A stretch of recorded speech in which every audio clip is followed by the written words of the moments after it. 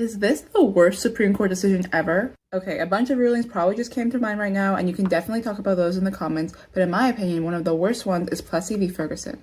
It all started in 1892 Louisiana, where Homer Plessy, a mixed-race man, purchased a white-only train ticket in order to protest an 1890 state law called the Separate Car Act. For context, the Separate Car Act required white and black passengers to travel in, quote, equal but separate cars, yet another instance of legalized segregation known collectively as Jim Crow laws. Plessy knew that he was violating the Separate Cars Act, but planned to be arrested so that he could challenge the law. He appealed the case all the way to the Supreme Court, arguing that having separate accommodations inherently denied him his right to equal treatment under the 14th Amendment.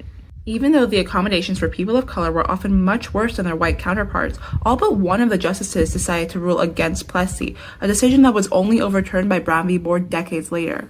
There was only one dissenter, John Marshall Harlan, who later became notorious for his championing of civil rights in the Supreme Court. He gained the nickname of the Great Dissenter. In his dissent, he famously argued that there is, quote, no superior dominant ruling class of citizens. Unfortunately, the decision in Plessy v. Ferguson paved the way for further discrimination of people of color for decades to come, both in the education system and in day-to-day life. And that's why I ask,